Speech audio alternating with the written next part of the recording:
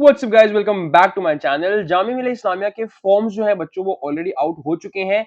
मैं आपको डिटेल में दिखाता हूं फॉर्म भरोगे कैसे, एक एक चीज आपको मैं मेंशन कर दूंगा। सबसे पहले तो देख लो फॉर्म का लिंक कैसे आप एक्सेस कर सकते हो। मेरे व्हाट्सएप चैनल पर जाओ, अगर आपकी वेबसाइट नहीं खुल रही है, नहीं मिल रही है आपको, या आप आकर इस लिंक पे क्लिक नहीं कर पा रहे हो, तो यार सारी टेंशन ही खत्म हो जाएगी। सारी अपडेट्स टाइमली मेरे चैनल पर डलती है, तो नीचे लिंक होगा व्हाट्सएप चैनल का, उस पर चले जाना। उसमें सारे लिंक सबसे पहले लिंक आते डल गया था, क्योंकि मैं जामिया का बच्चा हूं ना, तो हमें लिंक सबसे पहले मिल जाते हैं, हमें तो ऑफिशियल चीजें मिल जाती हैं। तो हर चीज आपको मिल जाएगी यार। व्हाट्सएप चैनल ज्वाइन करो, फ्री ऑफ कॉस्ट है। तो आपको आना है वेबसाइट पे, इस पे क्लिक करना है। व्हाट्सएप चैनल के थ्रू आओगे तो डायरेक्टली इस पे ही कूदोगे। तो ये है उन बच्चों के लिए जिन्हें जामिया के सेपरेट एंट्रेंस टेस्ट के लिए अपना फॉर्म भरना है, ठीक है। सबसे पहले आपको आते दिखेगा एप्लीकेंट लॉगिन, ये नहीं करना है बिकॉज आप ऑलरेडी रजिस्टर्ड बच्चे नहीं होगे इन माय ओपिनियन। अगर ये वीडियो देख रहे हो तो नया रजिस्ट्रेशन ही करने आओगे, तो आपको क्लिक करना है फिर न्यू यूजर रजिस्ट्रेशन पे। अच्छा, यहां पर एक सवाल आएगा कि आप जामिया के स्टूडेंट ऑलरेडी हैं, जो बच्चे यूजी में ऑलरेडी जामिया से पढ़े हैं या फिर ऑलरेडी स्कूल उन्हें जामिया से किया है, वही लोग यस करें, वरना सबको नो ही करना है। नो करने का आपका पूरा डिटेल ये मांगेगा। बेसिक डिटेल्स, आपका नाम, आपका पिताजी का नाम, मम्मी का नाम, बेसिक आपकी डिटेल्स डाल देना। सबसे ध्यान से क्या रखना है, अपना नंबर जो डालोगे वो, और जो ईमेल आईडी डालोगे, इन दोनों को बहुत सही से डालना, बिकॉज इन्हीं पे आपका कोड जाएगा। उसी कोड वगैरह के थ्रू लिंक आपका जो आईडी है वो एक्टिवेट करेंगे। प्रोसीजर होता है अच्छा खासा, तो धीरे धीरे बताऊंगा, टेंशन मत लो। सबसे पहले बेसिक डिटेल्स डाल के, कैप्चा डाल के मैं सबमिट करता हूं, फिर मैं आपको दिखाऊंगा इसके बाद क्या स्टेप होता है। जैसे ही आप लोग अपना वो सबमिट करोगे ना, तो वैसे ही आपको यहाँ पर आपके फोन पर एक ओटीपी जाएगा। आपके जो भी नंबर आपने दिया होगा उस पर ओटीपी आएगा, उस पर एक्टिवेट और अकाउंट का ऑप्शन आएगा। जैसे ही इस पर क्लिक करोगे, फिर वो ओटीपी जो आपके फोन नंबर पे आएगा वो आपको डालना होगा। तो पहले इस पर क्लिक करते हैं। तो यहां पर आपको डालना है पहले वो आपका ईमेल आईडी, ठीक है। जो ईमेल आईडी आपने ऑलरेडी रजिस्टर किया हुआ है, तो पहले मैं वो ईमेल आईडी डालूंगा और यहां पे डालूंगा वो कोड जो मेरे फोन नंबर पे आया होगा, है ना। तो दोनों को डाल के वेरीफाई करेंगे, मेरा रजिस्ट्रेशन डन हो जाएगा। आप लोग इसको वेरीफाई करोगे ना, अगर वेरीफाई हो जाएगा तो ये लिखाएगा कि अपना भाई आपने वेरिफिकेशन सही कर दिया है, एक्टिवेट हो गया है आपका सही से। अब आप अपना पासवर्ड बनाएंगे, बिकॉज हर बार जब मैं आके अपने लॉगिन करूंगा अपनी आईडी पे किसी भी चीज के लिए, रिजल्ट देखने के लिए, एडमिट कार्ड के लिए, तो मेरे पास एक पासवर्ड होना चाहिए ना। तो वो पासवर्ड सेट करने के लिए हम ओके पे क्लिक करेंगे। अब यहां पर अब ये आपसे बोल रहा है भैया एक पासवर्ड बनाओ। पासवर्ड देखो बच्चों, सिंपल बनाना, बहुत टफ मत बनाना, या अगर टफ बनाओगे तो कहीं पे लिख लेना। मैं एक बेसिक तरीका बताता हूं जिससे आपका पासवर्ड एक्सेप्ट हो जाएगा। जो भी आपका नाम है उसे कैपिटल, उसका पहला वर्ड कैपिटल लिखो। लाइक मेरा नाम ओम राय है, तो मैं ओ लिखूंगा कैपिटल में, फिर शॉर्ट में एम, फिर आर ए आई, ओम राय पूरा लिखा। फिर एक एट द रेट डालूंगा, बिकॉज एक एट द रेट होना ही चाहिए आपके पासवर्ड में। फिर 1 2 3 4, दैट्स इट। मैंने अल्फाबेट भी डाल दिए, एक कैपिटल लेटर एक नॉर्मल लेटर भी डाल दिया, मैंने एक एक नंबर भी डाल दिया, और मैंने एट द रेट भी डाल दिया। तो सब कुछ परफेक्ट है। मैं वही चीज रिपीट कर दूंगा। तो ये आपका अकाउंट जो है बच्चों एक्टिवेट हो गया। मेरा एक नया लॉगिन यहाँ पे बन चुका है, मतलब मेरी नई आईडी यहाँ पे बन चुकी है। अब कुछ नहीं करना है, अब जो पासवर्ड हमने क्रिएट किया है और जो हमारा ईमेल है या जो नंबर है, उसी के थ्रू आपको लॉगिन करना है। वापस से क्लिक हियर टू लॉगिन पे क्लिक करो। सेव कर दिया था तो मेरा ईमेल और पासवर्ड अपने आप डल गया। मैं कैप्चा दूंगा, पर आपको ये चीज याद रखनी है कि जो ईमेल आप रखो, मैंने तो अपने डेस्कटॉप में सेव ही कर रखा है, तो मेरा डल गया। बट आप चाहो तो इसको अपना लिख के रख सकते हो कहीं पे, अगर भूल जाते हो तो। फिर इसके बाद अब मैं साइन इन कर सकता हूं, तो मेरा फॉर्म खुलेगा। तो ये बच्चों मेरी आईडी खुल के आई। अब देखो यहाँ पे नोट करने की चीजें क्या है, आपको आपका रजिस्ट्रेशन नंबर कहीं पे नोट कर लेना चाहिए। आपको जिस जीमेल से आपने रजिस्ट्रेशन किया है वो आपको नोट कर लेना चाहिए। फोन नंबर जिससे आपने किया वो संभाल के रखना, एंड बस बाकी तो आपके पास रहेगा ही। कोड वगैरह सब उसी पे आएंगे, ठीक है। तो अब देखो यहाँ पर पहले मुझे चुनना पड़ेगा मैं किस चीज के लिए अप्लाई करने वाला हूँ। ध्यान रखना, इस बार जामिया के कुछ कुछ एप्लीकेशन, सॉरी कुछ कुछ कोर्सेज के ना एग्जाम के डेट्स क्लैश कर रहे हैं, तो वो सब देख के ही अप्लाई करना, बिकॉज थोड़ा बहुत डाउटफुल है चीजों का इस बार। अभी तक एप्लीकेशन मेरी सबमिट नहीं हुई, बिकॉज मैंने चुना ही नहीं है। प्रोग्राम टाइप पे आएंगे जो भी यूजी के बच्चे हैं, यानी जो जिनने सिर्फ 12वीं पास करी है, उन लोगों को बैचलर्स पे क्लिक करना है। हम लोग क्या करने वाले हैं, बैचलर्स करने वाले हैं। जिन लोगों ने ऑलरेडी बैचलर्स कर लिया है, मतलब जामिया से या किसी भी कॉलेज से यूजी करके आए, वो लोग मास्टर्स पे क्लिक करेंगे। बाकी डिप्लोमा सर्टिफिकेट सबको पता ही होता है, ठीक है। हम मेजरली बैचलर्स वाले बच्चों की हेल्प कर रहे हैं, जिन्हें कुछ पता ही नहीं होता है।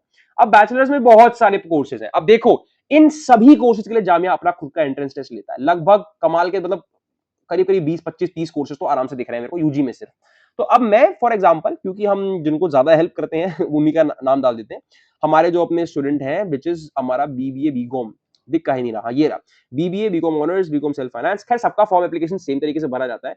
अब एक चीज इसमें आई है, जो एचआरएम है, BA honours in human resource management, उसको भी इस बार बीबीए बीकॉम में इंक्लूड कर दिया। मतलब आप एक ही एग्जाम देकर BBA BCom honours self finance क्या होता है, बीकॉम ऑनर्स ही होता है, इसकी फीस बहुत ज्यादा होती है, एंड और इनकी इवनिंग की क्लासेस होती है।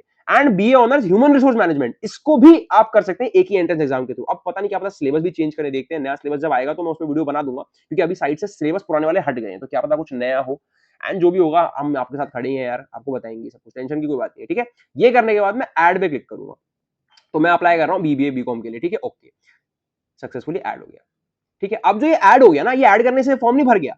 अब आप बहुत सारे कोर्सेज के लिए अप्लाई कर सकते हो ना, तो अगर मैं चाहूं तो मैं सिमिलरली फिर से बैचलर्स पे क्लिक करके, भाई मेरा मन है मैं बैकअप के तौर पे इंग्लिश ऑनर्स के लिए भी अप्लाई करूंगा, ठीक है, तो मैं इंग्लिश ऑनर्स को भी ऐड कर सकता हूं, मैं ऐड कर दूंगा, ओके कर दूंगा। बट ये नहीं कि इन सबका एक ही फॉर्म से हो जाएगा, ये मैंने ऐड तो कर दिया, मुझे अप्लाई सेपरेटली करना पड़ेगा। तो अब मैं अप्लाई पे क्लिक करके सेपरेटली पहले जाके अपने बीबीए बीकॉम वाले के लिए अप्लाई करूंगा, है ना।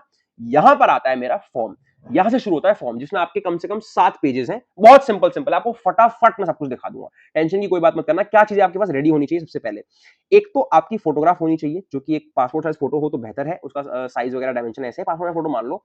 आपके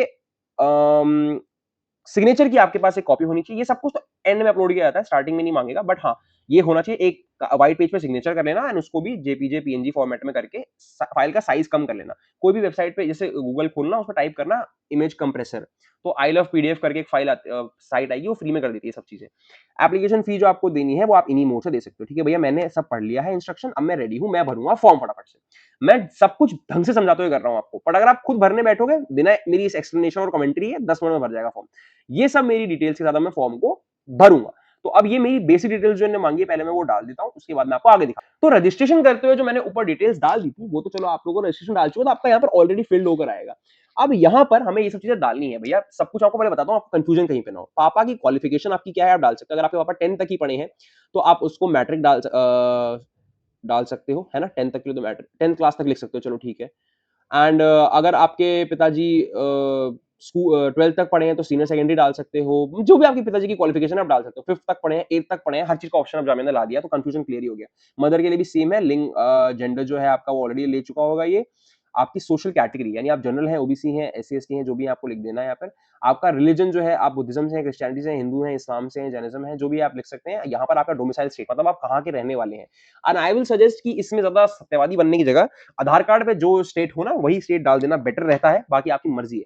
या जहां आप रह रहे हो वहां का भी डाल सकते हो, ताकि वहां का आप एंट्रेंस टेस्ट का सेंटर आप वहां ले सको। ब्लड ग्रुप डालना भी कंपलसरी है, तो ब्लड टेस्ट करवा लेना अपना। कश्मीरी माइग्रेंट हो या नहीं हो ये भी करना कंपलसरी है, तो ये भी बता देना।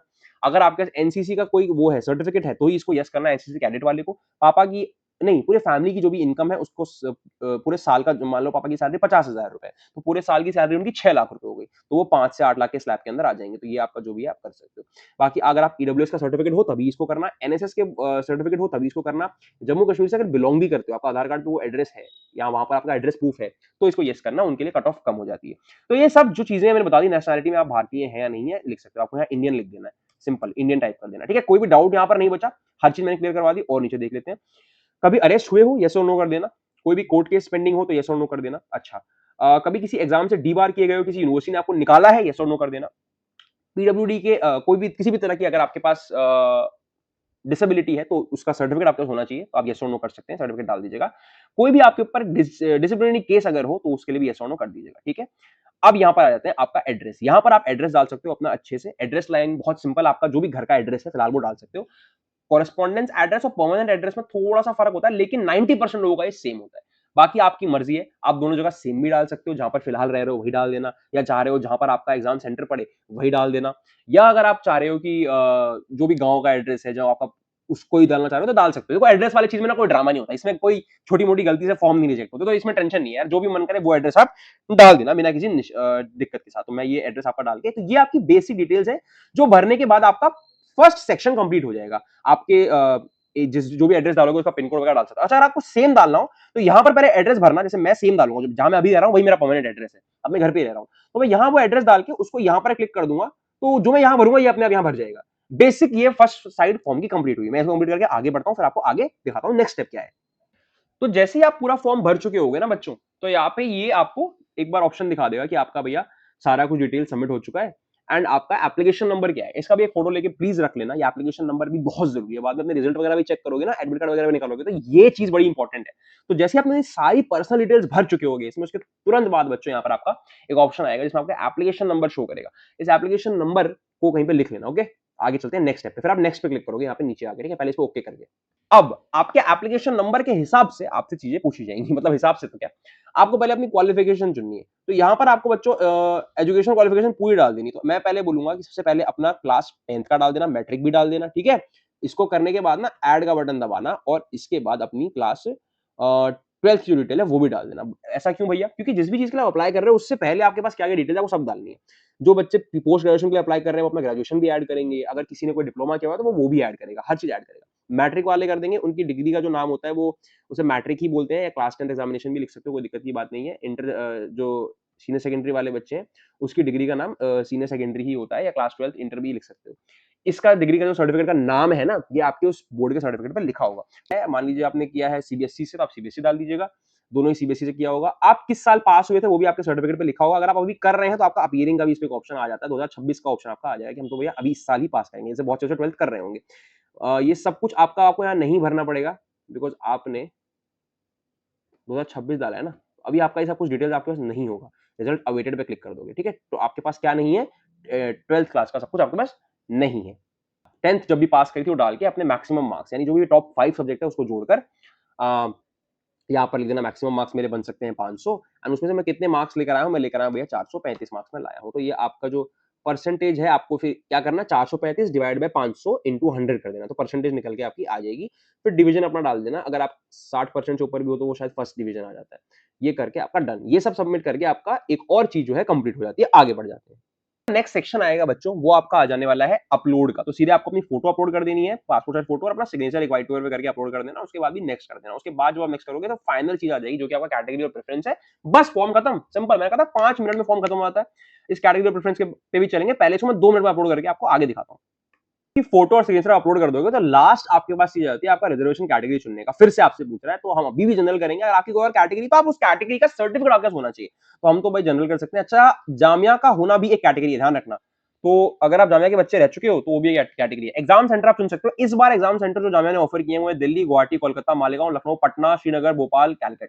तो बहुत जगहों पर एग्जाम सेंटर इस बार डाले हैं। दिल्ली वालों का तो 90% चांस है जामिया में ही पड़ जाएगा आपका जो एग्जाम है। अच्छा, ये प्रेफरेंस क्या होती है कि जैसे मैंने बीबीए, बीकॉम ऑनर्स और ये सेल्फ फाइनेंस और एचआरएम इन सबका एक ही एग्जाम होता है। तो अगर मेरा निकल जाता है तो मेरे को क्या चाहिए सबसे पहले? मतलब मान लो मेरी अगर मान लो 70 नंबर आ गए एंड सबकी कट ऑफ 65, 64, 66, 67 ऐसे है, तो मैं क्या चूज करूंगा? तो मेरी फर्स्ट प्रेफरेंस है भैया कि मुझे बीबीए मिल जाए सबसे पहले। अगर मुझे बीबीए नहीं मिलता है, मैं उसकी कट ऑफ नहीं क्रॉस कर पाता हूं, तो मुझे बीकॉम ऑनर्स मिल जाए, है ना? अगर मैं बीकॉम ऑनर्स की भी नहीं क्रॉस कर पाता हूं तो भैया फिर खर्चा ही कर लेंगे। बीकॉम ऑनर्स सेल्फ फाइनेंस दिला देना फिर हमको आप लोग। वो भी ना मिल पाए तो फिर मेरे को एचआरएम दिला देना। That is basic. आपका फॉर्म बच्चों खत्म हो गया, प्रीव्यू करना है उसका, आपको पेमेंट करनी है, that's it, your form is ended. कोई भी डाउट आए पूछो, कमेंट बॉक्स में आपकी हेल्प करने के लिए मैं पूरी तरह अवेलेबल हूं। इसके अलावा जामिया मिलिया इस्लामिया में अगर आप बीबीए, बीकॉम वगैरह के लिए प्रिपरेशन कर रहे हो, पूरी प्रिपरेशन मेरे चैनल पर कराई गई है। पूरी की पूरी स्ट्रेटजी वीडियोस मेरे चैनल पर कराई गई है। सारा का सारा मॉक टेस्ट, पीवाईक्यू सब अवेलेबल है। आपको यूट्यूब पे सर्च करना है जामिया मिलिया इस्लामिया या फिर जेएमआई बीबीए प्रिपरेशन हाउस में एम्बिशंस। इतनी वीडियोस मिल जाएंगी मेरी, आप मतलब थक जाओगे। खैर, तो पिछले 1 महीने में मैंने 2 स्ट्रेटजी वीडियोस भी डाली हैं, कैसे कवर कर सकते हो, रोड मैप भी डाला है। अभी से भी प्रिपरेशन स्टार्ट करो तो कर सकते हो। पीवाईक्यूज या मॉक्स चाहिए तो उसका लिंक नीचे डाला हुआ है। पीवाईक्यूज मॉक्स आप वहां से परचेज कर सकते हो। आपको बेस्ट मॉक टेस्ट और पीवाईक्यूज में जामिया मिलिया इस्लामिया के दे दूंगा फॉर बीबीए, बीकॉम ऑनर्स, ठीक है? बाकी गाइड, अपडेट सब कुछ मेरे चैनल पर आपको मिलता रहेगा। गाइड कोई खरीदनी हो जामिया के लिए तो बीबीए, बीकॉम वाला आपको मैंने टैग कर दिया, ठीक है? क्लिक फॉर प्रीव्यू करके आपका फॉर्म यहाँ पे ऐड होगा। Thank you so much guys. Subscribe करके बेल आइकन दबाना भूलना बिल्कुल भी मत। आपको timely updates, result, admit card सब कुछ मेरे चैनल पर मैं बताता रहूंगा। Bye bye.